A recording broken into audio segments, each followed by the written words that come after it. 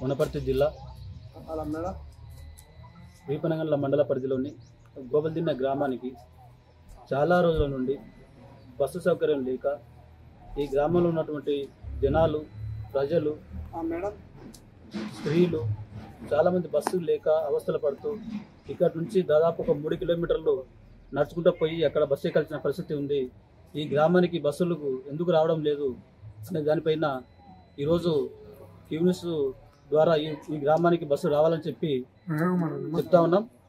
ఈ గ్రామానికి అంటే ఈ ఊరు బస్సులు ఎక్కరా, అసలు ప్రజలు బస్సు కోసం ఈ గ్రామానికి బస్సు రావాలని చెప్పి గ్రామ ప్రజలు ఎంతో చూస్తూ ఉన్నారు.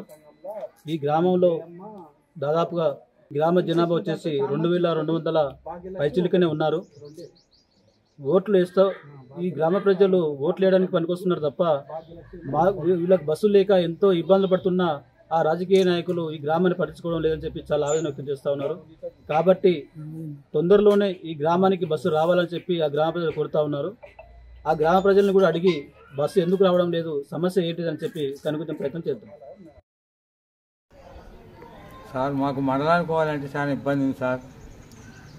కాళ్ళ నొప్పులలో చాలా ఇబ్బంది పడుతున్నాం బస్సు లేక. ఎందుకో బంద్ చేసిండ్రు, మాకు అది అర్థం కాదు సార్. మాకు కొంచెం బస్సు సాయం చేసేటే బాగుండు. బస్సులు లేక ఒక పెద్ద మనిషి గోపల్దిన నుంచి దాదాపు 6 కిలోమీటర్లు నడవాల్సిన పరిస్థితి వచ్చింది. ఇప్పుడు అతను నడుస్తూ కాళ్ళ నొప్పులతో చాలా ఇబ్బంది పడుతూ అక్కడికి వెళ్ళి బస్సు ఎక్కాలని చెప్పి రోడ్డు మీద నడుచుకుంటూ పోతున్నాడు. అతని దగ్గరనే మనము మాట్లాడిస్తున్నాము. ఏం పేరు పెద్ద నీ పేరు? ఒడ్ల బ్రహ్మాయణ సార్. ఒడ్ల బ్రహ్మాయణ సార్. మాట్లాడు. బస్సులు లేవు సార్, బస్సులు లేవు. నడిచిపోతున్నా కాళ్ళు కొడుతుంది. ఇక్కడ మా ఇబ్బందులు అయినాయి. బస్సులు రాక ఎన్ని రోజులు అవుతుంది? ఇంకా ఇచ్చే ఎప్పుడు రాకున్నాడు సార్. ఎన్ని సంవత్సరాలు అవుతుంది? 2 ఏళ్ళైనా 3 ఏళ్ళైనా. ఇంతకుముందు ఉన్న ఎమ్మెల్యే పట్టించుకోలేడా? ఎవరు పట్టించుకుంటారు? ఇక్కడ దరఖాస్తు పెట్టుకున్నాం అంటే ఇక్కడ ఎవరు అంటే ఎవరు లేరు. బండ్ల మీద పోతారు సరిపోయి. మరి ఇబ్బందిలే సార్. ఒకటి బతకకూడదు. ఎవరైనా పోవాలంటే వాళ్ళకు సంబంధించిన బండ్లు ఉన్నాయి, వాళ్ళు పోతున్నారు. మీ అసలు వాళ్ళు మొత్తం నడుచుకుంటూ ఇంతే. మీ అసలు దండ పెట్టి కాల వచ్చింది. బస్సులు లేక చాలా ఇబ్బంది పడుతుంది. ఇబ్బంది కాదు, ఇంకా నడిచి రావాలి గోనరికి. మీకు బస్సులు రావాలని కోరుకుంటున్నారు? అవును సార్.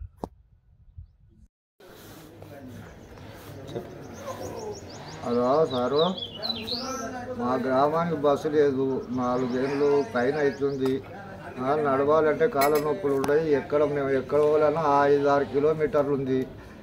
వస్తలేదు. మేము ఎక్కడ అడుక్కున్నా కానీ కృష్ణారావు ఎమ్మెల్యే సార్ ఇప్పుడు గెలిచాడు. మళ్ళా మాకు బస్సు రప్పియాలి, మాకు రావాలి సార్. ఇట్లా మాకు చాలా ఇబ్బందులు చాలా ఉన్నాయి. పోయేటోళ్ళకు రానిచ్చే పోనిచ్చే పిల్లలకు మురుగులకు చాలా కష్టాలు ఉన్నాయి సార్.